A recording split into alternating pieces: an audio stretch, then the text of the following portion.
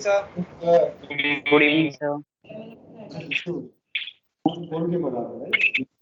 Good evening sir. अगर मेरे को कोई भी लोग हैं तो भी हो जाएगा, पर नीचे भी भरा नहीं रहा हूँ, मास्क खोल के पढ़ा हूँ। Good evening good evening. ये तो गुड इवनिंग सर। अब तो कैमरा ऑन करने की जरूरत नहीं ना। आवाज आ रही है मेरे? हेलो। Yes sir. आ रही है। Thank you. Yes sir. चलो तो आज शुरू करेंगे कॉम्प्लेक्स नंबर। शुरू करें? Yes sir. Yes sir. Yes sir. Yes sir. दिखाई दे रहा है? Yes sir.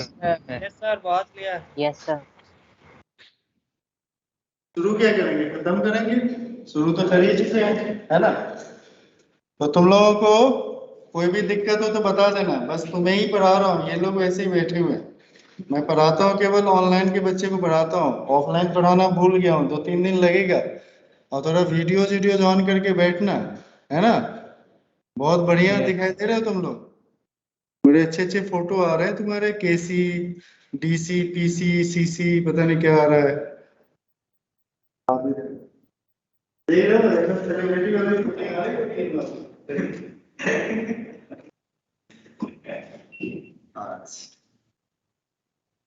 तो भाई इन्हीं बातों में हम लोग आगे बढ़ेंगे। कॉम्प्लेक्स नंबर में जो अभी तक हमारा था फंडामेंटल हमने ये सीख लिया कि कॉम्प्लेक्स नंबर होता है क्या। आयोटा वाला क्लियर हुआ भाई? आयोटा लोटा हो गया, आयोटा क्लियर हुआ? क्लियर हुआ आयोटा? क्लियर हो गया। आयोटा के डिफरेंट पावर्स आए समझ में? Yes sir. Yes sir. Vaishnavi yes sir, मेरा क्लियर हो गया। Good morning. Good evening sir. Clear हो गया? चलो। यस तो सर, मेरा क्लियर हो गया। हमने एडिशन सीखा था, सब्ट्रैक्शन सीखा था, मल्टीप्लिकेशन सीखा था, बट डिवीजन नहीं सीखा। ठीक है? देखो बेसिक फंडामेंटल जो कॉम्प्लेक्स नंबर का होता है वो ये होता है कि सबसे पहली बात ना सीख, कंफ्यूजन उसके बाद आना। कंफ्यूजन पहले, सीखना बाद में, उसे देखना। ठीक? तो सबसे पहले सीख लेना चाहिए कि क्या है। अब यहाँ पे मल्टीप्लिकेशन किया और मल्टीप्लिकेशन में क्लोजर प्रॉपर्टी किया, क्लोजर प्रॉपर्टी के बाद कम्यूटेटिव किया, कम्यूटेटिव के बाद क्या किया, एसोसिएटिव किया, एसोसिएटिव के बाद क्या किया, मल्टीप्लिकेटिव आइडेंटिटी किया, उसके बाद क्या किया, मल्टीप्लिकेटिव इनवर्स किया, मल्टीप्लिकेटिव इनवर्स के बाद क्या किया, डिस्ट्रीब्यूटिव प्रॉपर्टी। डिस्ट्रीब्यूटिव प्रॉपर्टी जब भी रहेगा ना तो वहां पे दो ऑपरेशंस के बारे में बात करें। ये सब सारी बातें जो है ना सिंपल है। अभी मुझे बताऊंगी, बंद करो टारगेट, बंद करो। मैं खुद टारगेट चलो। अब यहाँ पे क्या है कि डिवीजन भी बता सकते हैं। अगर मान लो Z1 मेरा कोई कॉम्प्लेक्स नंबर है, अगर मान लो ये x1 प्लस आयोटा y1 है, और Z2 मेरा कोई complex number this is x2 plus क्या है बेटा, आयोटा y2 है, तो Z1 upon Z2 is equal to क्या लिखेंगे, x1 plus iota x1 plus iota y1 upon x2 plus iota. इसकी कोई दिक्कत नहीं, ऐसे लिख लेंगे। हाँ बस ये होगा, अभी भी कंडीशन वही है कि Z2 जो होना चाहिए वो 0 के इक्वल नहीं होना चाहिए। क्यों? 0 के इक्वल हो जाएगा तो फिर से नॉट डिफाइंड। ये चलते रहेगा, ये सबके साथ है, फंक्शन में भी था, नंबर्स में भी था, तो 0 के इक्वल नहीं होना चाहिए, इसको हमेशा ध्यान रखें। अच्छा जी, तो ऐसे करेंगे तो, लेकिन होता क्या है कि जैसे हम लोग रियल नंबर में पढ़ते थे, अगर मान लो 1 अपॉन 2 प्लस रूट 3 होता था, तो टीचर जी हमें समझाते थे कि रेशनलाइज द डिनोमिनेटर। ऐसे मत लिखना, आंसर मार्क्स डिडक्ट हो जाएंगे। रेशनलाइज द डिनोमिनेटर, तो रेशनलाइज द डिनोमिनेटर की बात करते थे तो हम यहाँ पे क्या करते थे, 2 माइनस रूट 3 और 2 माइनस रूट 3 से मल्टीप्लाई कर देते थे।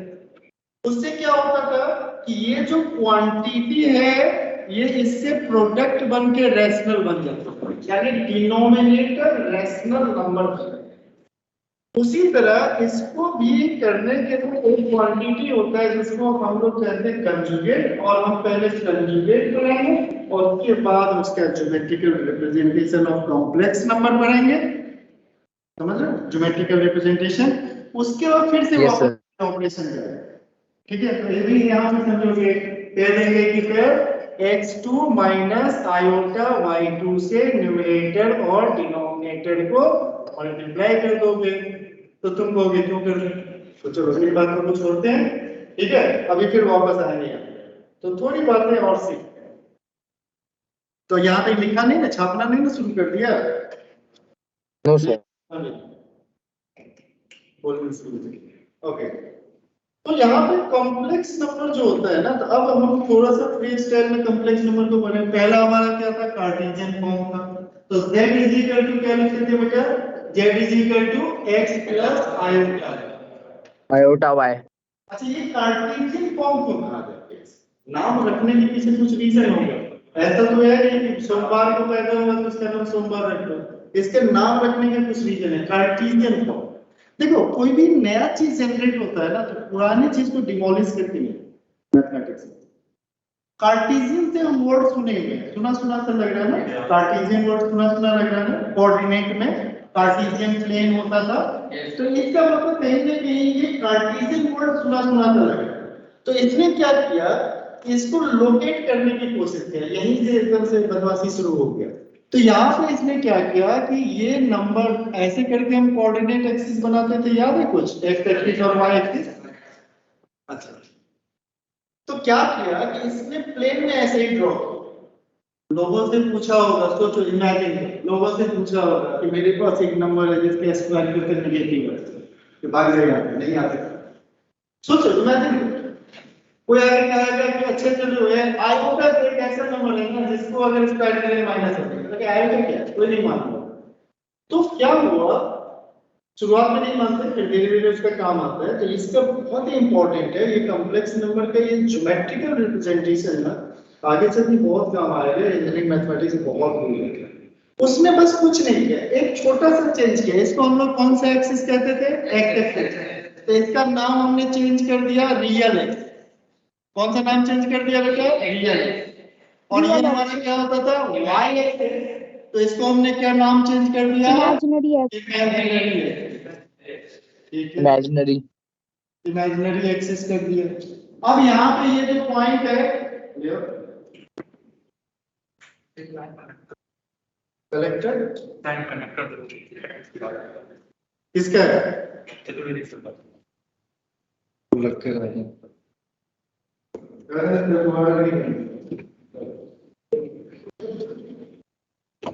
ठीक है। तो इमेजिनरी एक्सिस, ये जो पॉइंट है हमारा, इसको हम ऐसे सोचते हैं x, y। तो पहला हमारा किसको रिप्रेजेंट करता है, रियल पार्ट, किसको रिप्रेजेंट करता है, रियल पार्ट। और ये वाला किसको रिप्रेजेंट करता है, इमेजिनरी। ठीक है, तो अगर मान लो यहाँ पे किसी पॉइंट को रिप्रेजेंट करते p, इसको क्या करते हैं x, ऐसे रिप्रेजेंट करते थे, याद है। और यहाँ से परपेंडिकुलर लेंथ डालते थे, तो ये क्या होता था y, ये क्या होता था x। तो अगर y और x होता था तो p पॉइंट के कोऑर्डिनेट क्या कहते थे, x, y। अब क्या होगा, यहाँ पे तो नाम इसका तो हमने बदल दिया, रियल एक्सिस इसको कर दिया इमेजिनरी एक्सिस। अब मुझे ये बताओ कि इस प्लेन का नाम भी चेंज कर लेते हैं, इसको कौन सा प्लेन कहते हैं बेटा, आर्गेंट प्लेन। कौन सा प्लेन कहते हैं, आर्गेंट प्लेन।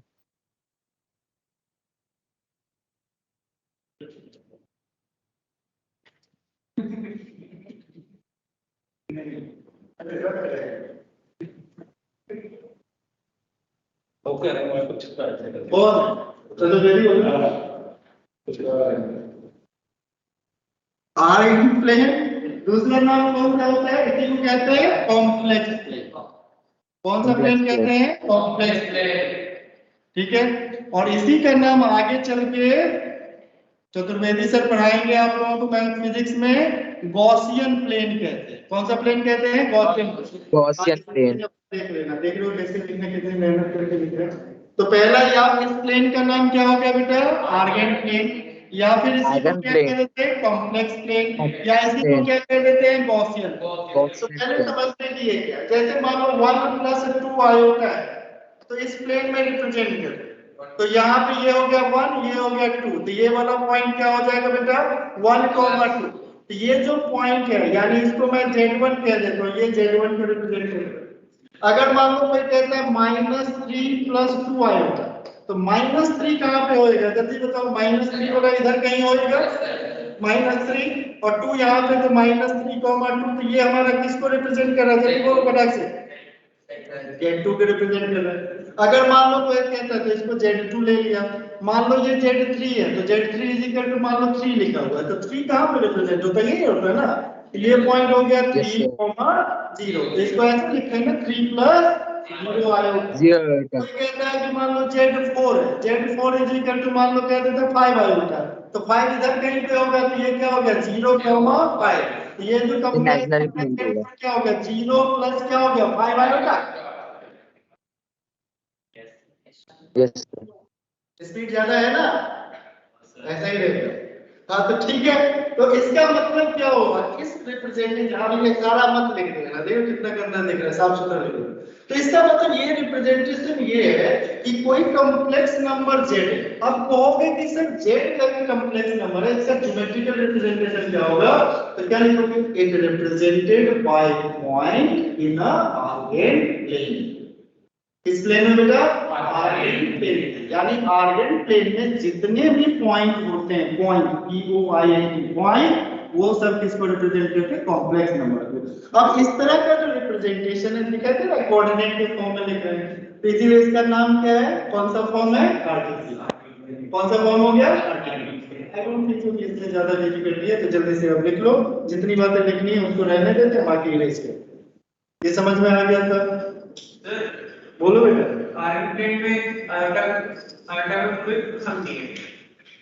आर्गेन प्लेन में आयोटा का कोई स्थान नहीं है, वो उसका जो कोएफिशिएंट है ना रियल वाला, तो रियल वाला इसको रिप्रेजेंट करता है, उसका नाम क्या लिखिए, इमेजिनरी एक्सिस। तो अगर मान लो इस पॉइंट को रिप्रेजेंट करेगा, इरेज हो गया। अगर इस पॉइंट को मान लो रिप्रेजेंट करना चाहता है, मान लो इस पॉइंट को रिप्रेजेंट करेगा, इस पॉइंट को अगर, तो ये देखो कितना है, मान लो 4 है, तो उसको लिखेंगे 4 आएगा। ये वाला सपोज करो -4, इसको क्या लिखेंगे, -4 आएगा। ठीक है, तो इमेजिनरी एक्सिस अपना क्या दे देगा, y कोऑर्डिनेट, और x एक्सिस क्या दे देगा, x कोऑर्डिनेट। यानी वो रियल पार्ट दे देगा, इमेजिनरी पार्ट दे देगा, इमेजिनरी पार्ट को आयोटा से मल्टीप्लाई कर लो। जैसे 2, 4 है, तो वो एक्चुअली किसको रिप्रेजेंट करता है, 2 + 4 आयोटा। 7 - 3 है, तो इसका मतलब 7 - 3 आयोटा। तो कोऑर्डिनेट वाला जो सीखा था उसको यूज करके y कोऑर्डिनेट के साथ आयोटा लगा दो। किस पर, लास्ट वाला क्या लिखा है, गॉसियन प्लेन। तो ये क्या है, ये मेरा नाम तो नहीं,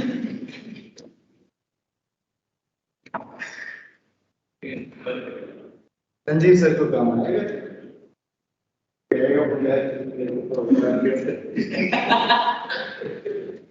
भाई रात में लोगों को बताया कि जब बहुत परेशान है वो मुझे आज छोड़ेगा, देखा दो दिन के बाद ओके कोई गया पापा नहीं फोन कीजिए। हाँ जी बेटा, अरे तुम लोग बताओ, इन लोगों से बात नहीं करेंगे हम, इन्हीं से बात करेंगे क्या। यस सर, समझ में आ गया। अरे लिखा, यस सर, आ गया। तो फोटो ले लो। सर फोटो नहीं लेता मैं। एक दो दिन टाइम लगेगा, एक दो दिन मेरे को घबराना, स्पीड कम हो जाएगी, इसमें मुझे ना ऐसे दिखना ही बंद हो जाता है कि क्या लिखा। ओके, ये हो गया। तो अब ये समझ में आ गया, तो यहाँ पे एक इंपॉर्टेंट बात है जो नोट करके लिखो, any point on Argand plane represents a complex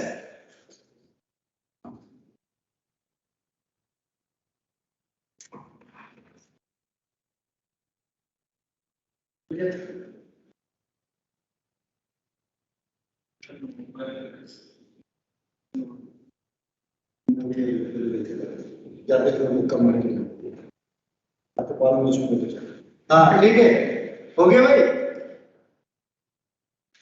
लो, इन लोगों से बात नहीं यस कर सर हो गया।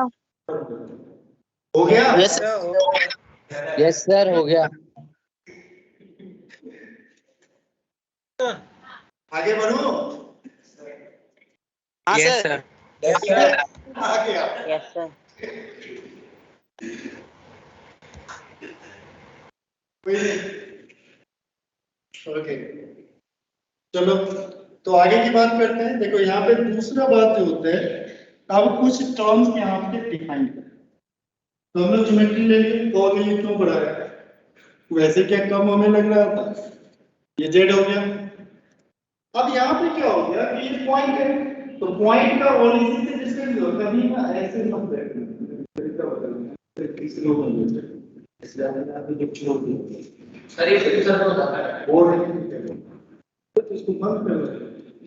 तो इसका कहता है कि ओरिजिन से इसका डिस्टेंस, उसको एक क्वांटिटी कहेंगे और सेकेंड क्वांटिटी जो होगा पॉजिटिव एक्स एक्सिस के साथ इसका एंगल, ठीक है, इसके साथ पॉजिटिव एक्सिस। हमें इसे याद रखना कि एंगल का मेजरमेंट ट्रिग्नोमेट्री में या कॉम्प्लेक्स में पॉजिटिव एक्स एक्सिस के साथ मेजर किया जाता है, ठीक है। तो इसको कहा जाता है, ये एंगल थीटा है, तो इस थीटा को कहा जाता है आर्गुमेंट। क्या कहा जाता है बेटा, जल्दी से बोलो, आर्गुमेंट। आर्गुमेंट। और यहाँ पे क्या होता है, इसको ये जो डिस्टेंस है उसको कहा जाता है मॉड यानी मॉड्यूलस। तो क्या हो गया, तो दो टर्म डिसाइड होगा, एक होगा modulus of a complex number, और कॉम्प्लेक्स नंबर किसको कंसीडर कर रहे हैं, z is equal to x plus iota y। This is equal mod z is equal to root under x square plus y square. इसको लिखा जाता है root under real part, थोड़ा सा भयंकर लिखना होगा, रियल पार्ट ऑफ z इसका होल स्क्वायर और plus imaginary part of z इसका क्या हो जाएगा बेटा, होल स्क्वायर। इसको समझने के लिए बहुत ही आसान है। ये अगर ओरिजिन है तो ओरिजिन है तो इसका कोऑर्डिनेट क्या हो गया, 0,0। ये पॉइंट है, इसका कोऑर्डिनेट क्या हो गया, x, y। मान लो ये a है, तो OA लेंथ कितना होगा, डिस्टेंस फार्मूला आता है root under x minus 0 whole square और प्लस क्या हो गया, जल्दी से बोलो, y माइनस 0 होल स्क्वायर। तो OA का लेंथ कितना हो गया, रूट अंडर क्या हो गया, जल्दी से बोलो, x स्क्वायर प्लस y। और इसी OA लेंथ को क्या कहा जाता है, मॉड z कहा जाता है, root under x square plus y। कोई मसला? अच्छा, दूसरी बात होती है, अरे रुक जा, छाप मत, रुक जा, हाँ रुक जाओ बेटा, छापो मत। यहाँ पे देखो ये लेंथ कितना होता है y, ये लेंथ कितना होता है x। अब सब लोग जानते हो कि यहाँ पे 45 डिग्री नहीं 90 डिग्री एंगल बनता है, 45 नहीं बनता, 90 डिग्री बनता है। तो tan theta is equal to होता है परपेंडिकुलर अपॉन हाइपोटेनस, नहीं होता है, परपेंडिकुलर अपॉन बेस होता है। तो इज इक्वल टू क्या हो गया, जल्दी से बोलो, y अपॉन x। समझ गया, ये y अपॉन x हो गया। तो थीटा को लिखा जाता है, theta is equal to tan, और रेज टू द पावर -1 नहीं बोला जाता है, क्या बोला जाता है, tan इनवर्स। क्या बोला जाता है, tan inverse. tan raise to the power -1 नहीं बोलते, वो एक अलग बात होती है, tan inverse y by x। ठीक है, उल्टे ही बोला, क्या बोला जाता है इसको, tan raise to the power -1 नहीं बोला जाता। tan raise to the power -1 जब भी लिखना हो, ठीक है, तो ऐसे लिखना बाहर के जाके, इसका मतलब कभी भी नहीं होता है यहाँ पे, बाकी जगह कर देते हैं, याद करो tan x का होल स्क्वायर कैसे करते थे, इसको लिख लेते थे, क्या लिखते थे, tan स्क्वायर x। केवल ये -1 के साथ रेस्ट्रिक्टेड है, इसको ध्यान रखना कि ये tan raise to the power tan x raise to the -1 भी तो लिख सकते हैं, लेकिन जो लिखते हैं वो इस तरीके से लिखते हैं। अगर ऐसे लिख दिया तो ये अलग सिग्निफिकेंस हो जाता है, इसको कहा जाता है इनवर्स। क्या कहा जाता है, इनवर्स। तो इसको क्या रीड करोगे, रीड क्या करोगे, tan inverse y by x। tan raise to the power -1 नहीं, tan inverse y by x। ठीक है, ये समझ में आ गया। और इसको क्या कहते हैं, इसका नाम क्या है, आर्गुमेंट, और इसी को क्या कहते हैं, एम्पलीट्यूड। ऐसे लगेगा फिजिक्स में, एम्पलीट्यूड। ठीक है, बस उतना के बात लिखना, ये समझने वाली बातें हटा दे, आलतू फालतू बात में नहीं लिखनी। सर नो नो नो, यहाँ पे हम क्लास में क्या एम्पलीट्यूड मतलब क्या बोला सर आर्गुमेंट किसी ने amplitude is the distance between two successive crest and trough. क्या है क्या वे हो गया वो इसको कॉम्प्लेक्स नंबर। देखो कॉम्प्लेक्स नंबर के केस में आर्गुमेंट, आप आर्गुमेंट कहोगे सर हम दो लोग आपस में जैसे और डिस्कस, उसको भी आर्गुमेंट कहते हैं। तो उस आर्गुमेंट का इस कॉम्प्लेक्स नंबर के आर्गुमेंट से कोई संबंध नहीं। सर यहाँ पे थीटा आर्गुमेंट का एम्पलीट्यूड वर्ड भी यूज किया जाता है। ठीक है, एम्पलीट्यूड ऑफ कॉम्प्लेक्स, वो होता क्या है, दोनों एक ही बात होते हैं, tan इनवर्स 1/x, इसे भी आसान होता है। ये हो गया भाई, बोलो। Yes, sir. Real part of z whole square plus imaginary part of z whole square, real part of z imaginary part of z का होल स्क्वायर। ये लिखो, जितनी इंपॉर्टेंट बातें उतनी ही लिखो, ज्यादा होच पोच मत लिखो, ज्यादा चीज है ही नहीं। चले आगे की बात करें, बोलो। है अब क्या हुआ, आदित्य बच्चा था, उसने क्या किया, उसके दिमाग में खुरापात है। क्या जाएगा खुरापात, देखो उसको कि इस डायग्राम को जब देखा ना तो उससे बर्दाश्त नहीं, जैसे तुम्हें बर्दाश्त नहीं होता कुछ भी लिखता हूँ तो। उसने कहा कि भैया ये जो x है और ये मॉड z है, तो कह रहा है कि हम x की मॉड z को मैं मॉड z को क्या लिख लेता हूँ बेटा, मॉड z को मैं लिख लेता हूँ r। ठीक है, r का मतलब एक r लिख लिया, छोटा एक सिंबल यूज कर लिया। अब r की जगह pv qv rv sv tv कुछ भी कर सकते हैं, r लिख। तो उसने कहा कि सर अगर ये एंगल थीटा, इस दोनों का आपने रिलेशन निकाल लिया तो एम्पलीट्यूड मिल गया, या आर्गुमेंट मिल गया। अब इधर भी तो आपको दिखाई दे सकता है कि क्या लिख सकते हो, cos थीटा जो होगा वो क्या हो जाएगा, जैसे दोनों x अपॉन क्या हो जाएगा r, तो x इक्वल टू क्या हो जाएगा, जैसे r cos थीटा। ओके, और फिर इसी तरह साइन थीटा जो भाई साहब है वो कितना होगा, परपेंडिकुलर अपॉन हाइपोटेनस होता है। ठीक है, तो ये क्या हो गया, y अपॉन r। तो इसका मतलब y जो हो गया वो क्या हो गया, r sin थीटा। अब इसके दिमाग में आया कि अच्छा ऐसा करके z तो हमारा ऐसा लिखा हुआ था, क्या लिखा हुआ था बेटा, x प्लस क्या लिखा हुआ था, आयोटा y। इसने क्या किया, x को क्या लिख लिया, r cos थीटा, और आयोटा y को क्या लिख लिया, जल्दी से बोलो, r sin थीटा। और ये प्रथा चली आ रही है, दो चीज सेम दिखाई दे तो कॉमन ले लेना। इसको क्या लिख लिया, r cos theta plus iota sin theta. उसने लोगों को बताया चिल्ला चिल्ला कि देखो मैंने z को क्या कर दिया, फिर उसका क्या कर दिया, कह दिया जी मैंने पोलर फॉर्म दे दिया। कौन सा फॉर्म दे दिया, पोलर। कौन सा फॉर्म दे दिया, पोलर फॉर्म। सर यहाँ पे आपने एक और r क्यों लिखा हुआ है, r ब्रैकेट में लेके अंदर भी r लिखा हुआ है। हाँ तो उसको हटा लो, कुछ तो खुद भी कर सकते हो।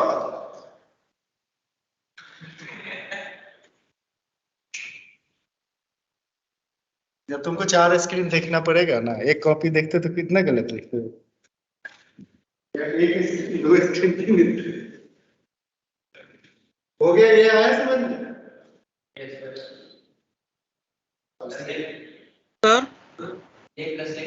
सर इसके बाद 1 मिनट के लिए पिछले पेज पे कर दीजिए।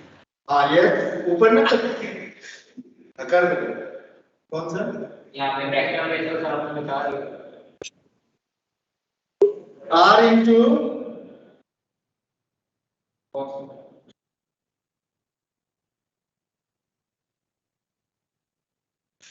r cos theta plus iota sin। अबे ये लिखा हुआ यहाँ से आप समझ नहीं पाए, मुझे तो ज्यादा दिख रहा है। सर आर कॉमन ले लिया आप। ठीक है, ये आ गया समझ में। अरे बहस करने का मौका देंगे बेटा, ये समझ में आ गया। यस सर आ गया Yes, सर। यस सर आ गया। Yes sir. हाँ, बहस करने का मौका देंगे, अभी पहले सीख लो, थोड़ी देर के बाद बहस करेंगे, एक क्लास के बाद। पीछे देखो, स्क्रीनशॉट ले लिया? सर मेरा एक पॉइंट रह गया sir था। note कर लिया। नोट कर लिया मैंने, एक अच्छा। पॉइंट रह गया था वो लिख लिया। वीडियो क्यों नहीं ऑन करके बैठे हो?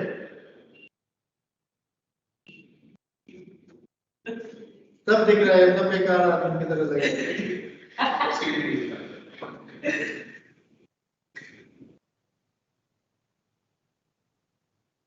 हो गया?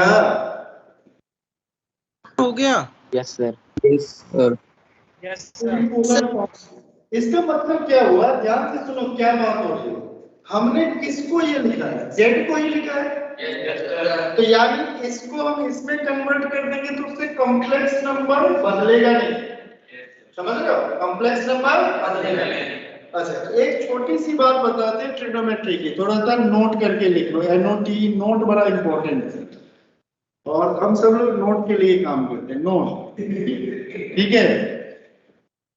अब तुम लोग नोट बनाओ, ठीक है? बाकी हम नोट्स लिख लें, ठीक है? इसमें ट्रिग्नोमेट्री के एक बेसिक होता है कि ट्रिग्नोमेट्री में फंक्शन तो बहुत सारे होते हैं, साइन, कॉस, टैन, कॉट, एक। इसमें क्या होता है कि एंगल जो है ना, एंगल जो होता है हर एक क्वाड्रेंट में जाता है। 90 तक तो होता ही था 10 में। अब 10 से वो भी तो बड़ा हो गया ना, 11 में आ गया, तो उसने अपनी एंगल एक ही बार बड़ा हो गया। कह रहा है कि मैं माइनस इनफाइनाइट से इनफाइनाइट कर दूं। 10 को कहां तक था? 90 डिग्री तक, 0 से 90 डिग्री। जैसे वो 11 तक पहुंचा, इतना बड़ा हो गया कि वो कहां तक पहुंच गया? माइनस इनफाइनाइट पे। तो एंगल कहीं भी जा सकता है, लेकिन कितना भी घूमेगा ना, इनका चक्कर, गोल चक्कर जो लगेगा 360 के बीच में लगेगा। हाँ, वो अलग बात है कि आप एक बार चक्कर लगाएगा तो 360, 2 बार लगाएगा तो 720, 3 बार लगाएगा तो 1080 एंड सो ऑन, ऐसे चलता जाएगा। लेकिन इनका जो होगा 0 से लेकर 360 के बाहर नहीं जाएगा। ये अकेले थोड़े तरकीब नहीं, पानी को पिलाएंगे। अच्छा, तो इसका मतलब क्या होगा? ये एंगल क्या होगा? बदलता जाएगा। और इसमें क्या होता है कि इसमें ध्यान से सुनना, इसमें कहता है कि अगर मान लो ये एंगल है यहाँ, तो इसका रोटेशन, अमाउंट ऑफ रोटेशन देखते हैं, यानी कितना घूमना और किस डायरेक्शन में घूमेगा। तो डायरेक्शन इज इंपॉर्टेंट। जैसे कोई ऐसे घूम रहा है, देखो क्लॉकवाइज और एंटी क्लॉकवाइज की बात है, तो direction of rotation is important. कौन सा दो इंपॉर्टेंट है? कितनी बार रोटेट किया और किस डायरेक्शन में रोटेट किया। अगर ये एंटी क्लॉकवाइज डायरेक्शन में रोटेट करेगा तो उसमें पॉजिटिव लेंगे, और क्लॉकवाइज डायरेक्शन में रोटेट करेगा, यानी ऐसे रोटेट करेगा, दिखाई दे रहा है तुम लोगों को? ऐसे रोटेट करेगा तो उसको हम क्या कहेंगे बेटा? ऐसे रोटेट, एंटी क्लॉकवाइज। क्लॉक घड़ी देखे हो मोबाइल में? हाँ, उसी को देखो, लाल वाला देखो, ठीक है? तो उसमें देखोगे तो उसमें नेगेटिव में जो रोटेशन का डायरेक्शन है ना, उसी को क्लॉकवाइज डायरेक्शन, एंटी क्लॉकवाइज। तो यहाँ पे कह रहा है कि इस एंगल को मेजर हमेशा कहां से करेंगे? एक्स एक्सिस से। कौन सा एक्स एक्सिस? तो इधर से इधर तुमने मेजर किया तो ये थीटा आ गया, लेकिन यहाँ पे श्रेय राणा भी बैठा हो, तो कहां से कहां तक मेजर करेगा? इधर से। कहेगा सर इधर से करूं तो कर लो भाई। 360 minus theta। हाँ, या मैं भी बैठा हुआ तो मेरी भी मर्जी होगी कहीं से मेजर करने की। तो अब इधर से रोटेशन, तो ये क्या हुआ कि मेजरमेंट दोनों अपनी जगह सही कर रहे हैं, लेकिन एक अगर थीटा है तो अगर इधर से ये अल्फा आ रहा है, मान लो अल्फा आ रहा है, तो उसको हम मेजर करेंगे माइनस अल्फा। क्या लिखेंगे? Minus alpha. दोनों अपनी जगह सही है। जो इधर से मेजर कर रहा है यानी एंटी क्लॉकवाइज डायरेक्शन में मेजर कर रहा है, तो वहां पे थीटा लिखा यानी प्लस थीटा, और अपोजिट डायरेक्शन में मेजर करेंगे, कह रहा है कि अमाउंट ऑफ रोटेशन हमें ऐसे घुमा के जा रहा हूं, तो किसको पता है कि किधर से कौन घूमा। अब यहाँ पे मान लो एंगल का एक मेजरमेंट लीजिए, मान लो ये 30 डिग्री है। कितना डिग्री है? 30 डिग्री। अगर हम इधर से रोटेट किया तो 30 डिग्री, और अगर इसी को रोटेट कर दें यहां से ऐसे मेजर करें तो -330 डिग्री। आगे बात समझ में क्या होगा? माइनस, क्यों? क्योंकि अमाउंट ऑफ रोटेशन है किस डायरेक्शन में है, क्लॉकवाइज। ये कौन सा डायरेक्शन है, क्लॉकवाइज, घड़ी के घूमने की दिशा में। समझे बेटा? अभी Yes, sir. बात करना है कि सार्थक होगा और एक होगा आयुष सिंह, सार्थक सिंह, आयुष सिंह। लास्ट में रुक जाए, ठीक है? हाँ, तो ये हो गया, तो ये इंपॉर्टेंट बात होगी। इसमें क्या हो गया कि हमारे पास अब क्या हो गया कि एक बच्चा था, उसको बड़ा अच्छा मजा आ रहा है। उसने कहा कि सर एक टाइम को पकड़ा, एक बार रोटेट किया, 2 बार किया, 3 बार किया, 4 बार करते करते थक के यहाँ आके रुक गए। मर्जी। तो इसमें कोई बहुत बड़ा काम नहीं किया, एक बार रोटेशन किया 360, तो क्या हो गया 1 2 3 और 4 थीटा। तो 4 इंटू क्या हो गया 360 डिग्री और प्लस थीटा, इतना रोटेट कर लिया। और हमने प्लस क्यों लिखा था? इस एंटी क्लॉकवाइज। ओके, तो पहली बात ये सीख लिया। दूसरी बात क्या होती है कि जो हमारा क्वाड्रेंट होता है, नहीं कुछ नहीं समझना है, मन में रखना, मन की बातें रहेंगी तो ठीक है, मन बहुत चंचल होता है। अब देखो क्वाड्रेंट, इसको कौन सा क्वाड्रेंट कहते हैं, 9th क्वाड्रेंट। अच्छा, फर्स्ट कहते हैं। अच्छा, इसको कहते हैं 18th क्वाड्रेंट, सेकंड, इसको और इसको कौन सा एक्सिस कहते हैं, एक्स एक्सिस, रियल एक्सिस, इसको कौन सा कहते हैं, इमेजिनरी एक्सिस, और ये जो पॉइंट होता है उसको क्या कहते हैं, ओरिजिन कहते हैं। अच्छा, ये तो मुझे पता ही नहीं था। अच्छा, मान लो ये फर्स्ट क्वाड्रेंट है, तो फर्स्ट क्वाड्रेंट तो अभी रियल इमेजिनरी हटा देते, बाद में ले आएंगे। अभी तुम्हारा जो है, तुमने जो बोला वही से एक्स एक्सिस। अब यहाँ पे पॉकेट दिखाई देगा, इधर से नहीं, पहले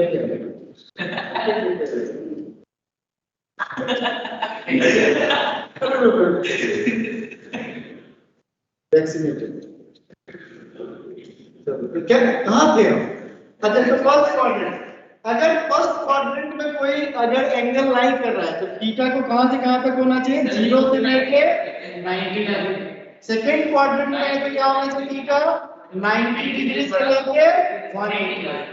और थर्ड क्वाड्रेंट में होगा तो 180 डिग्री से लेके कहां तक होना चाहिए, 270 डिग्री। और इसमें क्या हो जाएगा, जल्दी से बोलो, 270 डिग्री से लेके 360 डिग्री तक हो जाएगा। Okay, is it okay? अच्छा, ये बात होगी। तो अब अगर मान लो कोई कहता है 1075 डिग्री, 1075 डिग्री पॉजिटिव होगा कि नेगेटिव, तो ध्यान रखो इसमें ये होता है कि जितने भी ट्रिग्नोमेट्रिकल रेशियोज होते हैं सारे के सारे पॉजिटिव होते हैं। अच्छा, 1030 डिग्री पॉजिटिव होगा, यस सर। 1070 डिग्री पॉजिटिव होगा, यस सर। 1089 डिग्री पॉजिटिव होगा, yes sir. 1090 degree not it. हम लोग फर्स्ट क्वाड्रेंट के एंगल के बारे में बात की, वहां 0 और 90 के बीच में होना चाहिए, एग्जैक्टली 90 के ऊपर नहीं। सेकंड क्वाड्रेंट में है, यहाँ पे साइन जो होता है वो पॉजिटिव होता है। तो साइन पॉजिटिव होगा, किसी का भाई है उल्टा भाई, उल्टा पैदा होने वाला रेसिप्रोकल। कौन होता है साइन का रेसिप्रोकल? तो कोसेक बोलेगा कि मैं भी क्या होऊंगा, पॉजिटिव। मैं भी क्या होऊंगा, पॉजिटिव। समझ में आ गया बेटा?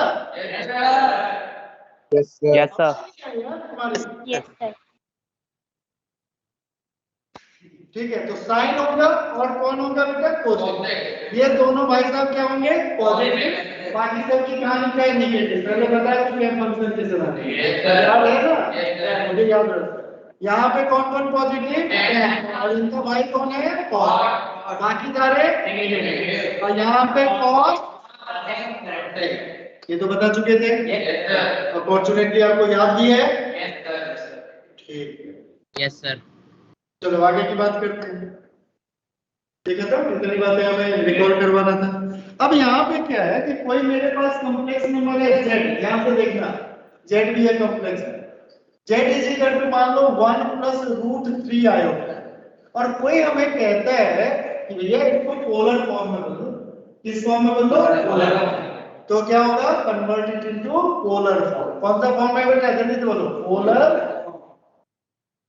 फॉर्म में कन्वर्ट कन्वर्ट करने के लिए हमने क्या किया, हमारे पास z इज इक्वल टू क्या था, x plus sir iota. r cos theta को 1 मान लेंगे और r sin थीटा को रूट। हाँ बिल्कुल सही बात। तो x is equal to x की जगह पे क्या दिखा दे रहा 1, y की जगह पे क्या दिखा दे रहा रूट। तो हम x को लिख देते हैं r cos theta is equal to 1 और r sin theta is equal to क्या हो गया, जल्दी से बोलो रूट 3। कैलकुलेशन समझ लो। हाँ हाँ 2 बार क्लास की हो तो इतना तो सीधी सकते हो। अब यहाँ पे दो इक्वेशन बन गया, कैसे किया, फर्स्ट स्टेप क्या किया, x लिया और फिर क्या लिया y, ठीक है, दोनों को r cos थीटा। अब यहाँ पे ये हो गया फर्स्ट, ये हो गया सेकंड, दोनों को क्या करना है, स्क्वायर करके ऐड कर देना। तो r स्क्वायर यहाँ पे क्या हो गया, cos square theta plus sin square theta, किसके इक्वल हो गया भाई, 4 के। इसका कॉस्ट लगेगा r स्क्वायर किसके इक्वल हो गया, 4 के। तो r किसके इक्वल हो गया, 2 के इक्वल। अब -2 क्यों नहीं होगा, क्योंकि मॉडुलस जो होता है हमेशा ग्रेटर देन r 2 के इक्वल हो गया था। अब मुझे ये बताओ, इस r की वैल्यू फर्स्ट में रखते हैं। फर्स्ट में क्या हो गया, तो लीजिए 2 cos theta is equal to 1, तो cos theta is equal to क्या हो गया, 1/2। 2 sin theta is equal to क्या हो गया, जल्दी बोलो, √3। तो sin theta is equal to क्या हो गया, जल्दी बोलो, √3/2। अब मुझे अपने ज्ञान का यूज करके बताओ कि ये दोनों जो है पॉजिटिव किस फर्स्ट क्वाड्रेंट क्वाड्रेंट दोनों 60 डिग्री। दोनों पॉजिटिव कब होंगे। अच्छा थोड़ा सा ज्यादा करके सोचते हैं, हमारा cos थीटा पॉजिटिव कहाँ होगा, first quadrant and fourth quadrant. Fourth quadrant. हाँ बिल्कुल सही जवाब। साइन थीटा कब होगा बेटा, first quadrant and second quadrant. मिलेगा तो इसी जगह पर, ठीक है। तो आज फर्स्ट क्वाड्रेंट में इसका एंगल थीटा का वैल्यू क्या होगा, π/3, जिसको क्या कहते हैं 60 डिग्री। और इसमें क्या हो गया, थीटा इज इक्वल टू, ये भी क्या हो गया π/3, ये भी 60 डिग्री का वैल्यू होता है। तो ये थीटा निकाला तो मतलब क्या निकाला, आर्गुमेंट। क्या निकाल लिया बेटा, argument. Argument of complex number कितना हो गया, π/3। तो इसका मतलब इसका पोलर फॉर्म क्या हो गया, z इज इक्वल टू क्या हो जाएगा, r cos theta plus iota sin theta. r कितना था हमारा, जल्दी बोलो फटाक से, 2। और cos थीटा कितना था, जल्दी बोलो, π/3। और प्लस आयोटा sin कितना था, π/3। ये जो हमने कन्वर्ट किया, ये कन्वर्जन इन द पोलर। हाँ जी बेटा, समझ में आ गया। Yes sir. क्या यस सर आ गया। मैं भी माइक को म्यूट कर दूंगा। बोलो यार, तुम्हें लोगों को तो पढ़ा रहा हूँ, इन लोगों को बिल्कुल नहीं। मैं बोल सर आ तो रहा गया। हूँ। बोल के सब सामने वाले को सर ज्यादा फोकस दे रहे हैं आप। हैं? बोल के सर ये आप सामने वाले को ही ज्यादा फोकस दे रहे हैं।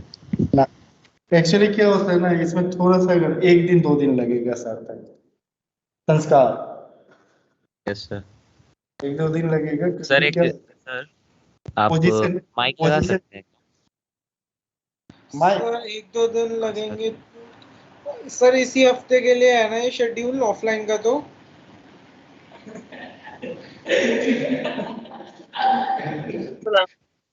इनके सामने तो इनको पकड़ के लाऊं, दोनों हाथ से इनको पकड़ के।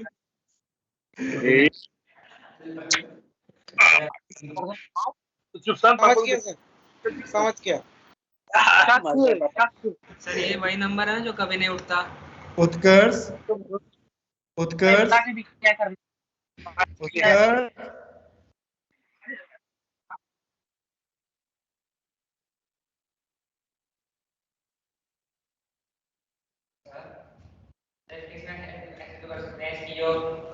x और y अपॉन x होता है tan का। tan का थीटा हमारा आर्गुमेंट होता है, और tan थीटा हो जाएगा y अपॉन में x प्लस tan के रिस्पेक्ट में हम। इसके बाद और ये कहां से है, उसे बताओ। सेम है ये r स्क्वायर और cos square theta squaring first and second and add दें। सेम है। क्या लिखोगे, squaring first and second and add दें।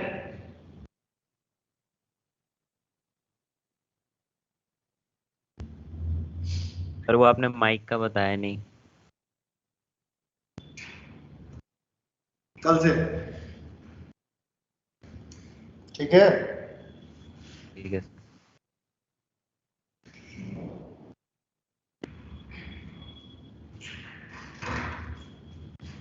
हो गया बेटा। Yes sir. Yes sir. इसको बता दे।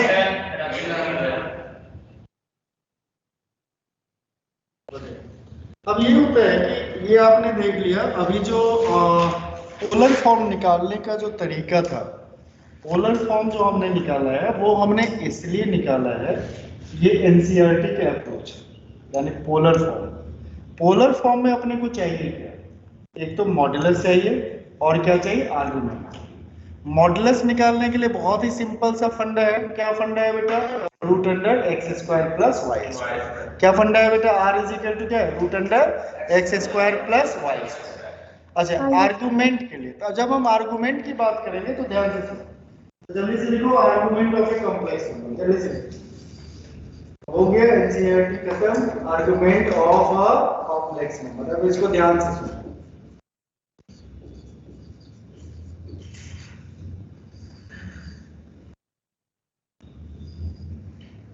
ठीक है बेटा।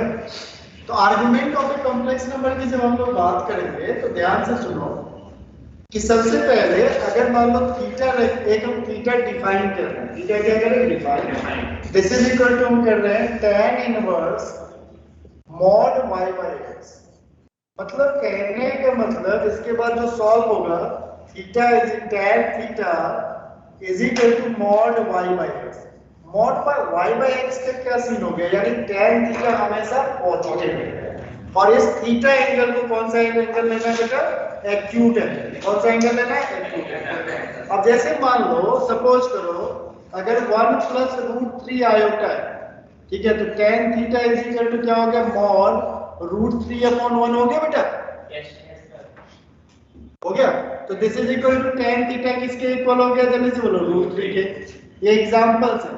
अगर 1 माइनस रूट 3 आयोटा है तो tan theta is equal to क्या लिखोगे? Mod minus root 3 upon 1। तो दिस इज इक्वल टू ये भी क्या आ गया? tan theta is equal to root 3। तो मॉड माइनस रूट 3 जो होगा वो किसके इक्वल होगा? रूट 3 के इक्वल। उसी तरह माइनस 1 प्लस रूट 3 आयोटा की बात करोगे तो क्या लिखोगे? tan theta is equal to क्या लिखोगे? Mod root 3 upon minus 1। समझ में आ रहा है भाई? बोलो हाँ या ना? बोलो बेटा। tan थीटा का वैल्यू किसके इक्वल आ गया बेटा? रूट 3 के इक्वल। और उसी तरह अगर मान लो माइनस 1 माइनस रूट 3 आयोटा रहेगा तो tan theta is equal to क्या लिखोगे? Mod minus root 3 upon minus 1। तो tan थीटा यहां भी क्या होगा बेटा? रूट 3। तो सबसे पहला काम क्या करना है? इस tan थीटा को क्या लिख लेना बेटा? Mod y by x। तो देखो हर एक केस में भले ही सेम आ रहा है, लेकिन अगर इनको हम ठीक से ऑब्जर्व करें, ये तो अलग अलग क्वाड्रेंट में है। पहला वाला किस क्वाड्रेंट में बेटा? फर्स्ट क्वाड्रेंट में। दूसरा वाला किस क्वाड्रेंट में? सेकंड क्वाड्रेंट में। तीसरा वाला किस क्वाड्रेंट में है भाई? Third quadrant. यस, दूसरा वाला फोर्थ क्वाड्रेंट। थर्ड वाला ये किस क्वाड्रेंट में है? जल्दी से बताओ बेटा, ये किस क्वाड्रेंट में है? सेकंड क्वाड्रेंट में है। और ये वाला हमारा किस क्वाड्रेंट में है? Third quadrant. अब क्वेश्चन ये उठता है कि सर ये जब थीटा हमने निकाल लिया तो उसके बाद हमें करना क्या है? इसको थोड़ी देर के लिए किनारे रखते हैं। जल्दी जल्दी लिखो, एक डायग्राम बनाओ। ये कौन सा एक्सिस है हमारा? जल्दी से बोलो, कौन सा एक्सिस है? Real axis. कौन सा एक्सिस है? Real axis. ये कौन सा एक्सिस है? जल्दी से बोलो। ये इमेजिनरी एक्सिस। अगर मेरा थीटा फर्स्ट क्वाड्रेंट में, अब यहाँ पे देखो इस थीटा के बारे में बात कर रहे हैं। अगर हमारा कॉम्प्लेक्स नंबर फर्स्ट क्वाड्रेंट में है तो डायरेक्ट लिखोगे थीटा। फर्स्ट क्वाड्रेंट में तो क्या लिखोगे? थीटा। सेकेंड क्वाड्रेंट में क्या लिखोगे बेटा? पाई माइनस थीटा। क्या लिखोगे? पाई माइनस थीटा। थर्ड क्वाड्रेंट में क्या लिखोगे? थीटा माइनस पाई। रट्टा मार लो। थर्ड क्वाड्रेंट में क्या लिखेगा? थीटा माइनस पाई। अब फोर्थ क्वाड्रेंट में लिखेगा माइनस थीटा। जल्दी से लिख ले, जल्दी फटाक से। और ये जो हम आर्गुमेंट लिख ले हैं उसका नाम है प्रिंसिपल आर्गुमेंट। क्या नाम है? Principal argument. इसकी आवाज कम है, इसलिए आवाज नहीं आ रही बच्चों की। एक बार बोलो तो बेटा। Sir yes sir. Hello sir Yes, sir.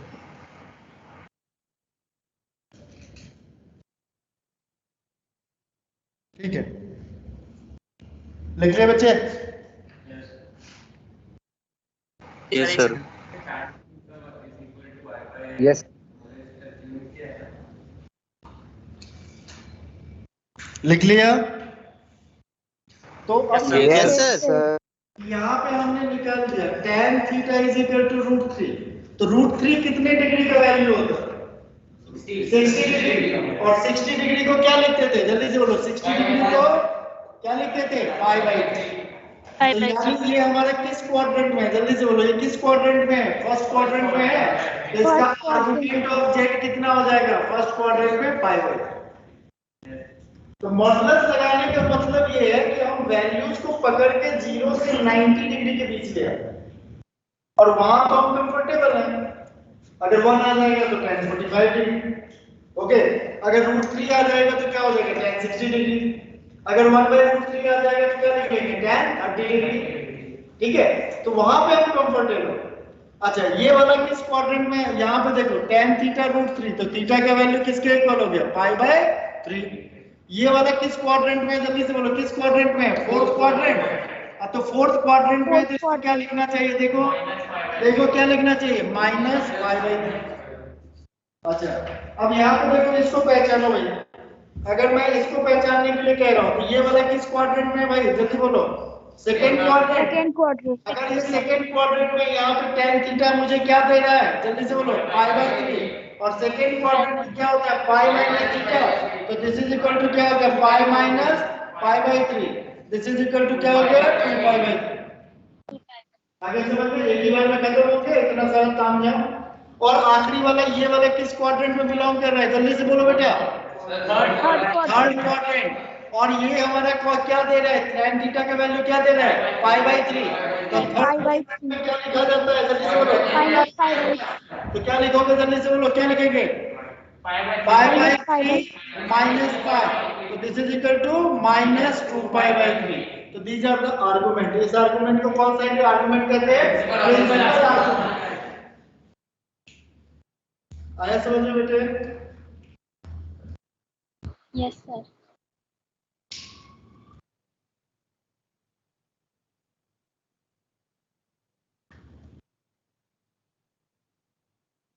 Videos क्यों नहीं ऑन रखे हो? थोड़ा सा ऑन कर लो, शक्ल तो दिखाओ।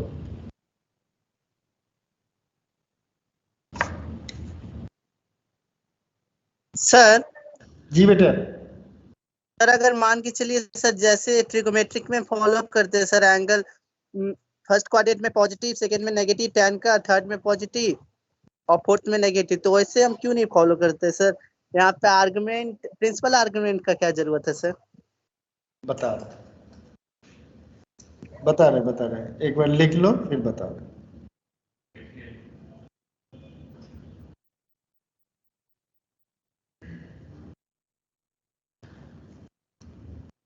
लिख लिया?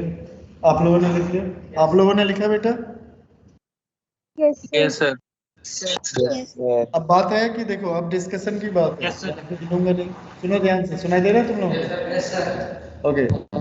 जब हमारे पास, देखो हमारे पास क्या है कि जब ट्रिग्नोमेट्री की बात करेंगे तो ट्रिग्नोमेट्री में क्या होता है कि लोग क्या होता है ना, बहुत बड़े एंगल्स लिख दिया। मान लो लिख दिया क्या? 365। ठीक है, अब 360 पाई एक मान लो 5,04,93 π/2। अब इतना बड़ा एंगल का हमें थोड़ा सा ऐसा नहीं लग रहा है कि इमेजिन करने में थोड़ी सी दिक्कत होगी? Yes sir. दिक्कत होगी ना बेटा? तो ये Yes. कितना बड़ा एंगल है, तो उसी को क्या कहा जाता है कि ट्रिग्नोमेट्री में कहा जाता है कि आप प्रिंसिपल वैल्यूज जो लिखो ना, वो 0 से 2π के बीच में लिखो। कहां से कहां तक लिखो बेटा? 0 से लेके 2π के बीच में। y तक। लेकिन हम लोग प्रिंसिपल आर्गुमेंट जो कॉम्प्लेक्स नंबर में यूज करेंगे, जैसे मान लो घर से आप निकलते हो, ठीक है, और एक जगह पे जाना है। आप मुझे बताओ कि आप कम डिस्टेंस वाला प्रेफर करोगे रास्ता की ज्यादा डिस्टेंस वाला? बोलो कम कौन सा distance। डिस्टेंस है? ज्यादा डिस्टेंस वाला घूम घूम के आएंगे। मतलब अगर मुझे जाना है, जल्दी पहुंचना है और जल्दी वापस आना है, तो किस डिस्टेंस को हम लोग प्रेफर कम करेंगे? वाला। एक नॉर्मल सा है, कम कम डिस्टेंस। कम डिस्टेंस जिसमें ट्रेवल करना पड़े। तो उसी तरह नेचर इसमें होता है प्रिंसिपल आर्गुमेंट में कॉम्प्लेक्स नंबर का। कह रहा है कि मिनिमम अमाउंट ऑफ रोटेशन जाना चाहता है, यानी उसको कम घूमना पड़े, चाहे वो क्लॉकवाइज हो चाहे वो एंटी क्लॉकवाइज हो। अब इस चीज को देखो, समझो। जैसे मान लो कोई एंगल यहाँ पे, ध्यान से देखो, अगर मान लो कोई एंगल यहाँ पे है, ऐसे एंगल में, अब नेचर क्या है इस एंगल के मेजरमेंट का? नेचर क्या है भैया? या तो इधर से इधर मेजर कर लो, और या फिर किधर से किधर मेजर करो भाई, इस डायरेक्शन में मेजर करो। अब मुझे बताओ कि कौन किस डायरेक्शन में इसको कम घूमना पड़ेगा? सेकंड वाला में क्लॉकवाइज या एंटी क्लॉकवाइज? क्लॉकवाइज में सर। क्लॉकवाइज। अगर क्लॉकवाइज इसको घूमना पड़ेगा तो इसका मतलब क्लॉकवाइज में एंगल क्या होगा? पॉजिटिव या negative? Negative sir. Negative. Negative. अगर मान लो कोई एंगल यहाँ पे है, ध्यान से सुनो, कोई यहाँ पे पोजीशन में, इस पोजीशन में एंगल फॉर्म कर रहा है। अब मुझे बताओ कि इधर से एंटी क्लॉकवाइज रोटेशन ऐसे पहुंच जाएगा यहाँ तक, और क्लॉकवाइज रोटेशन में कहां से कहां तक पहुंचेगा? यहाँ से लेके यहाँ तक। दोनों में मिनिमम अमाउंट ऑफ रोटेशन कौन सा लिया जाएगा? एंटी क्लॉकवाइज में लिया जाएगा। यही बता दोगे ना? बोलो हाँ या ना? तो इसीलिए प्रिंसिपल आर्गुमेंट में हमेशा रहता है कि भैया कहां से कहां तक होता है एंगल की वैल्यू, कहां से कहां तक लेते हैं? माइनस पाई से लेके पाई। कहां से कहां तक लेते हैं? माइनस पाई से पाई। यानी हम चाहते हैं कि हमें फोर्थ क्वाड्रेंट, जो फोर्थ क्वाड्रेंट है, एंगल उसी के बीच में रहे। जैसे मान लो अगर तुम लिखते हो ना, जैसे sin theta is equal to, ध्यान से देखो, और sin tan theta is equal to, suppose करो tan theta is equal to, अगर तुमने पाई बाय 3 लिख दिया, ये जो थीटा है ना केवल पाई बाय 3 नहीं होगा, इसके वैल्यूज क्या हो सकते हैं? Pi by 3, pi plus pi by 3, और क्या हो सकता है? 2 पाई प्लस पाई बाय 3, और क्या हो सकता है? 3 पाई प्लस पाई बाय 3। तो इनमें से कौन सा वैल्यू है? तो इस तरह के जो सॉल्यूशन लिखा जाता है उसको कौन सा सॉल्यूशन कहा जाता है बेटा? General solution. क्या कहा जाता है? General solution. तो जनरल को समझने के लिए, हम स्पेसिफिकली समझने के लिए प्रिंसिपल आर्गुमेंट का यूज करते हैं। हर्ष जी, बात आई समझ में? Yes sir. ठीक है। तो अभी जो हमारा कॉम्प्लेक्स नंबर है, प्रिंसिपल आर्गुमेंट की हम लोग बात कर रहे हैं, तो वहां पे एंगल्स जो होगा वो कहां से कहां तक होगा बेटा? माइनस पाई से लेके पाई। कहोगे सर ये तो बेईमानी हो गई, चीटिंग हो गई कि माइनस पाई पे आपने ओपन लगा दिया। अगर मान लो यहाँ पे कोई एंगल है, चाहे इधर से घूमे चाहे इधर से घूमे, डिस्टेंस तो सेम ही ट्रैवल करना पड़ेगा। बोलो हाँ या ना? करना पड़ेगा कि नहीं? Yes sir. करना पड़ेगा। तो ऐसे केस में हम प्रेफर करते हैं पॉजिटिव नंबर्स को। किसको प्रेफर करते हैं बेटा? पॉजिटिव। जैसे पाई और माइनस पाई में वी जस्ट प्रेफर व्हाट? पाई। किसको प्रेफर करेंगे? पाई को।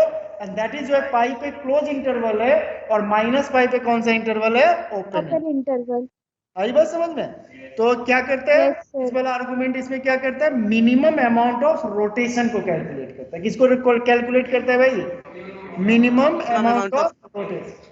चलो आप कंक्लूड कर लो इसको। बोलो आगे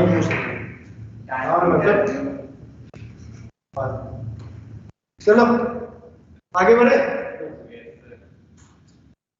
तो क्या हो गया कि हमारे पास क्या हो गया? हमने सबसे पहला काम क्या किया? जल्दी से बोलो। पहला काम क्या किया? हमने tan थीटा को क्या लिख लिया? tan थीटा को mod y by x।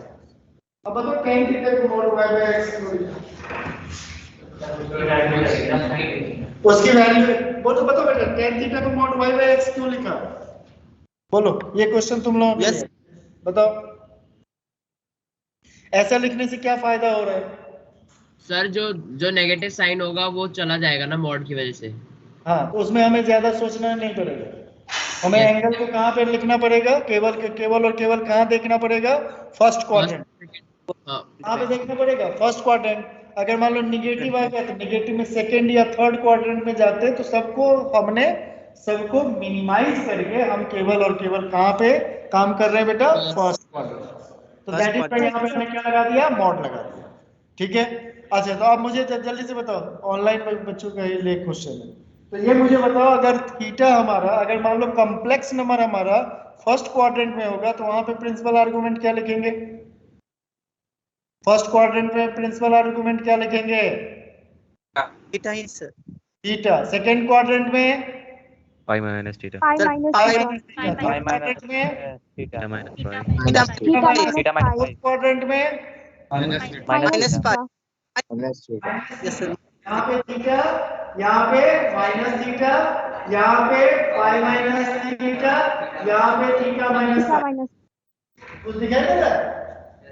Theta minus theta, pi minus theta, theta minus पाई। अच्छा अब यहाँ पे और कहाँ जाना बचा? अभी हम लोग कहाँ पहुंच गए? क्वाड्रेंट में पहुंच गए। ठीक है बेटा, कहाँ पे पहुंच गए? क्वाड्रेंट में। अब क्वाड्रेंट से बाहर अगर निकलना है तो कहाँ पे जा सकते हैं? और एक्सिस पे जा सकते हैं ना? यस सर, एक्सिस पे, एक्स एक्सिस मतलब रियल एक्सिस की बात करें, रियल एक्सिस पे जा सकते हैं। और कहाँ पे जा सकते हैं बेटा? इमेजिनरी एक्सिस पे। इमेजिनरी, और कहाँ पे जा सकते हैं जल्दी से बताओ? ओरिजिन पे। तो चलो इन तीन जगहों पे पहुंचते हैं। सबसे पहले पहुंच लो ओरिजिन। अगर मान लो तुम्हारा complex number z is equal to 0 है, ठीक है, तो लिखो argument of z is not defined, यानी ओरिजिन पे डिफाइन नहीं होगा। क्यों? क्योंकि 0/0 क्या आ जाएगा? 0/0, इसीलिए ओरिजिन पे ये डिफाइंड नहीं होगा। ओके, सेकेंड वाला पार्ट हो गया कि अगर मान लो पॉजिटिव रियल एक्सिस पे, हाँ बोलो बेटा। सर 0 1 0 क्या? Indeterminate, indeterminate, indeterminate. ठीक है, अगर मान लो यही लेटा हुआ, कितना एंगल बनाएगा ये? अगर इधर कोई रहेगा यानी पॉजिटिव रियल एक्सिस के तरफ रहेगा तो कितना बनेगा? आर्गुमेंट ऑफ जेड क्या होगा? जल्दी से बोलो। Argument of z is 0। Negative real axis की तरफ रहेगा, रियल एक्सिस 180 डिग्री, तो यानी आर्गुमेंट ऑफ जेड किसके इक्वल हो जाएगा? जल्दी से बोलो। पाई के इक्वल हो जाएगा। और positive real axis imaginary axis की तरफ यानी ऊपर की तरफ होगा तो उस समय क्या हो जाएगा? जल्दी से बोलो। एक्सिस की तरफ क्या हो जाएगा? जल्दी से बोलो। Argument of z is equal to क्या हो जाएगा बेटा? π/2। और अगर निगेटिव इमेजिनरी एक्सिस की तरफ होगा तो उसके केस में क्या हो जाएगा बेटा? आर्गुमेंट ऑफ जेड क्या हो जाएगा? जल्दी से बोलो। -π/2। तो देखो एक्सिस पे हो गया, तो इसका छोटा सा एग्जांपल देख लो, जल्दी जल्दी बताओ। आर्गुमेंट ऑफ 5, जल्दी से बताओ। 5 इज ए कॉम्प्लेक्स नंबर, तो क्या हो जाएगा? इसका वैल्यू क्या आ जाएगा? 0। समझ में आया? अच्छा, आर्गुमेंट ऑफ, अगर मान लो पाई कहते हैं, पाई कौन सा नंबर होता है? रियल नंबर होता है। पाई कौन सा नंबर होता है? Real number. तो आर्गुमेंट ऑफ पाई भी क्या होगा बेटा? 0। अगर कोई कहता है आर्गुमेंट ऑफ -5 क्या होगा? किसके इक्वल होगा? जल्दी से बोलो। पाई। किसके इक्वल होगा? ओके। अच्छा, अगर मान लो कहते हैं आर्गुमेंट ऑफ आयोटा किसके इक्वल होगा? जल्दी से बोलो। π/4। और कहता है आर्गुमेंट ऑफ, जल्दी से बताओ, कहता है माइनस आयोटा तो कितना होगा? -π/2। π/4 नहीं, π/2। आर्गुमेंट ऑफ अगर मान लो कहता है कि 5 आयोटा कितना होगा? जल्दी से बोलो। π/2। तो हमेशा कहाँ 5 आयोटा कहाँ पे पाया जाएगा? पॉजिटिव रियल एक्सिस वाले, सॉरी पॉजिटिव इमेजिनरी एक्सिस वाले की तरफ। तो देयरफॉर ये वाला क्या आ जाएगा? π/2 -π/2। इसको समझ लो। तो इतनी ही बातें प्रिंसिपल आर्गुमेंट में। जल्दी से लिख लो, इसके बाद आर्गुमेंट कभी नहीं कराओगे। लिख लो जल्दी से।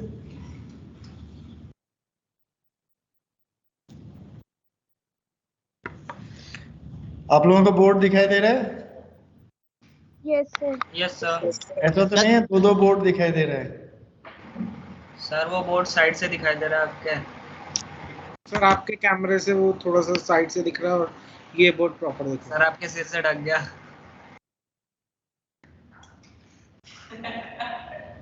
कल से डायरेक्ट दिखा दूंगा। इसको उठा के बस सामने लगा देना है। तुम लोग कहते हैं ना हमें नहीं पढ़ाते, सर ये वाला ही सही है। इधर ये कहते हैं हमें नहीं पढ़ाते। देखो देखो, एक उधर बैठा हुआ, एक उधर। अरे ज्यादा बच्चे बगावत हो जाएगी सर। क्या? सर बगावत हो जाएगी, वो लोग कहने लगेंगे हमें नहीं पढ़ाते, हम लोग कहने लगे हमें नहीं पढ़ाते। हम यहाँ पे नीचे बैठ जाएंगे चुपचाप, धरने पे बैठ सर जाएंगे। आज टोटल कितने बच्चे आए हैं इंस्टीट्यूट में? हाँ, इसके लिए भी एक नंबर लिखा था 011470111। सर ये आउट तो ऑफ आप सिलेबस। क्लास हम उससे ज्यादा नहीं बता सकते बेटा। जो तुम्हें वहां नहीं दिखाई दे रहा वो यहाँ है। कौन कौन सर नहीं सारे दिखाई, 28 स्टूडेंट्स। कौन नहीं दिखाई दे रहा है तुम्हें? बताओ ना, नाम बताओ उसका। सर श्री राणा आज तो नहीं दिखा। वो यहाँ है। यस सर, श्रीनारा। श्री राणा का ही पता चलता है। हाँ देखो वो है यहाँ पे, देखिए एकदम हीरो ऑफ द क्लास है इसको समझ। इधर आगे की बात इधर ही करना करो, तो बस इतनी ही बात है। अब इसके बाद क्या है ना बेटा, जल्दी से लिखो, अगला अगले पेज पे चलो। Sir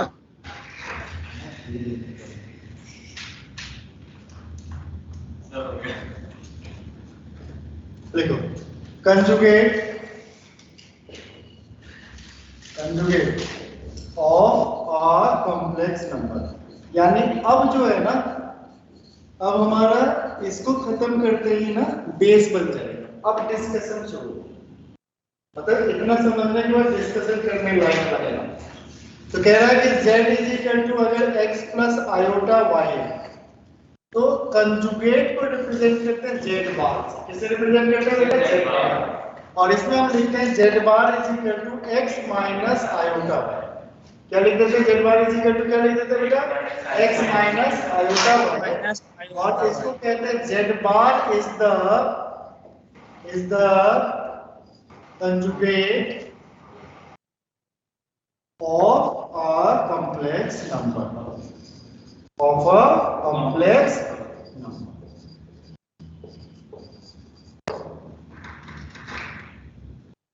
of a complex number, ठीक है? तो कॉम्प्लेक्स नंबर कौन सा है? जैसे मान लो z इज इक्वल टू तुम्हारे पास दिया हुआ 4 प्लस 3 आयोटा, तो z bar is equal to क्या लिखोगे? जल्दी से बोलो, 4 minus 3 iota. z is equal to मान लो 5 दिया हुआ है, 5 प्लस 0 है, मतलब 5 दिया हुआ है, 5 प्लस 0 है। अगर मान लो z इज इक्वल टू दिया हुआ है, क्या दिया हुआ है? 5 प्लस 0 आयोटा, तो z bar is equal to क्या हो जाएगा? 5 माइनस 0 आयोटा। तो मतलब अगर मान लो ये 5 है तो ये भी 5 ही रहेगा। यानी रियल नंबर हमेशा चेंज किसका साइन करोगे बेटा? इमेजिनरी पार्ट का। अगर z इज इक्वल टू मान लो 3 माइनस 2 आयोटा है, तो z bar is equal to क्या हो जाएगा? जल्दी से बोलो, 3 प्लस 2 आयोटा। ये कुछ एग्जांपल्स है कंजुगेट को समझने के लिए। Okay, can I proceed further? Yes sir. ठीक है, इसमें इसकी कोई जरूरत नहीं।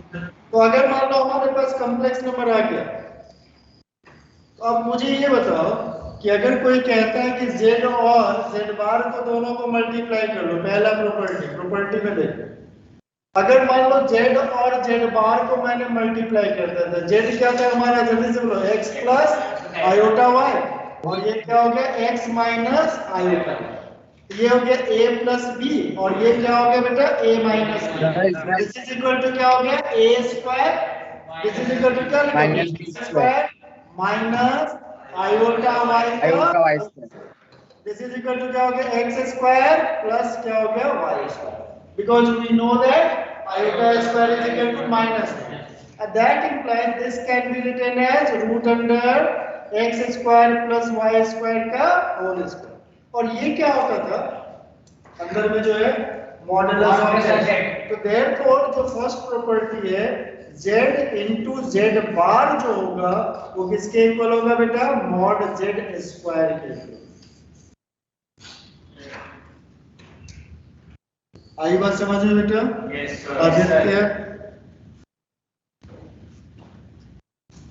Aditya, yes sir. Vaishnavi, yes sir. सार्थक,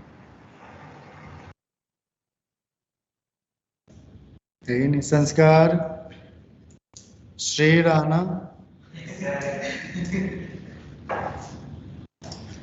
श्री राणा है यहाँ से कौन आवाज है? श्री राणा, श्री राणा।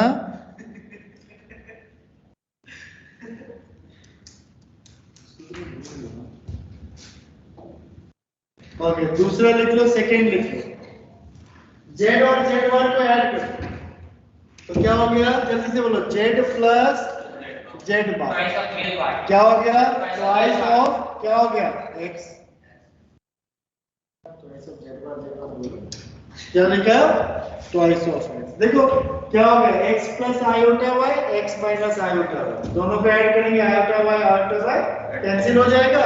तो इसका मतलब क्या हो गया? जेड प्लस जेड बार जो होगा वो twice of real part of z. ठीक है, थर्ड वाला है, ध्यान से देखो, z minus z bar is equal to क्या हो जाएगा? 2 आयोटा वाई। तो क्या लिखेंगे बेटा? 2 iota imaginary part of z. ठीक है, इस प्रॉपर्टी का यूज करना पड़ेगा हम लोग। यहाँ तक आगे समझ में? Yes sir. Yes sir. ठीक है, चौथी प्रॉपर्टी है, अब यहाँ पे मान लो सपोज करो, अब इसको तुम लोग डिराइव करके बताओ कि Z1 प्लस Z2, इस पे जब बार लगाओगे तो दिस इज इक्वल टू हो जाएगा Z1 बार प्लस Z2 बार, और वाइस वर्सा, उल्टा भी याद रखना है। इसको चेक करके घर पे चेक करके आओगे। ठीक है, जनरल में जनरल फॉर्म, जनरल क्या होता है? जल्दी से बोलो, जनरल क्या होता है? जल्दी बोलो। Z1 plus Z2 plus Z3 plus so on plus Zn, इस पे अगर पूरे पे बार डाल दोगे तो दिस इज इक्वल टू हो जाएगा, सेपरेट होके हो जाएगा Z1 बार प्लस क्या हो जाएगा? Z2 बार प्लस क्या हो जाएगा? Z3 बार प्लस सोन कहां तक आ जाएगा? जल्दी से बोलो, कहां तक? प्लस Zn बार। यानी अगर पूरे बहुत सारे नंबर एडेड हैं, कॉम्प्लेक्स नंबर, तो बार क्या हो जाता है? स्कैटर्ड हो जाता है, यानी सब पे अलग अलग हो जाएगा, और सब पे अलग अलग है तो एज पर रिक्वायरमेंट सबको एक साथ लिखते हैं। ओके, सिमिलर फॉर इसके लिए होता है बेटा माइनस के लिए, यहीं पे लगा लो, माइनस के लिए भी सेम ही हो। ओके, अब इसको तुम चेक कैसे करोगे? तो एक छोटे के लिए चेक कैसे करोगे? जल्दी से बताओ, कैसे चेक किया जाएगा? ये सबसे ऊपर है, चेक कैसे करेंगे कि Z1 इज इक्वल टू हमने ले लिया x1 प्लस आयोटा y1। ठीक है, Z2 इज इक्वल टू क्या ले लिया बेटा? जल्दी से बोलो, x2 प्लस आयोटा y2। अब मुझे जल्दी से बता दे फटाक से कि Z1 प्लस Z2 किसके इक्वल हो जाएगा? जल्दी से बोलो, Z1 प्लस Z2 किसके इक्वल हो जाएगा? जल्दी से बोलो, 1 प्लस x2, इतना समझना, plus iota y1 plus y। अच्छा, जल्दी से बताओ, Z1 प्लस Z2 पे अगर मैं बार लगाऊंगा तो क्या हो जाएगा? जल्दी से बोलो, x1 प्लस x2, अब माइनस क्या हो जाएगा? Iota y1 plus y2। बार का साइन है। ओके, सुनाई मुझे सब देता है बेटा। x1 minus iota y1, adjust के लिए x1 के साथ यहाँ से, और प्लस क्या होगा? जल्दी बोलो, x2, और माइनस क्या हो गया बेटा? Iota y2। इसको हम क्या लिखेंगे? जल्दी से बोलो, x1 माइनस आयोटा y1 क्या लिखा जाएगा? Z1 का बार क्या हो जाएगा बेटा? x1 माइनस आयोटा, Z2 का बार क्या हो जाएगा? जल्दी से बोलो, x2 माइनस आयोटा y2। तो दिस इज इक्वल टू क्या हो गया? जल्दी बोलो, Z1 bar plus Z2 bar is equal to क्या हो गया बेटा? Z1 बार प्लस क्या हो गया? Z2। ठीक है, यस सर। ओके, आया समझ में? Yes yes sir. सर। ठीक है, यस सर। देखो घंटी बजा दी है चलने वाले ने। ठीक है, तो थोड़ा सा लगेगा, 1-2 दिन थोड़ा सा होगा, क्योंकि मुझे भी बहुत दिन के बाद करे हो, 1-2 दिन में ठीक हो जाएगा। ठीक है, नहीं होगा तो ये वाला जो है ना, कहीं से टेबल उठा के लाऊंगा, सामने रख दूंगा। ठीक है, तो सामने से हमेशा ऐसा फील हो रहा है सामने वाले को पढ़ा रहे हैं। सामने वाले को फील हो रहा है कि इन लोगों को पढ़ा रहे हैं, तो मैं किसको पढ़ा रहा हूँ मुझे नहीं पता। ठीक है, जब मुझे नहीं सर पता बढ़िया है अभी कोई दिक्कत नहीं। Yes sir.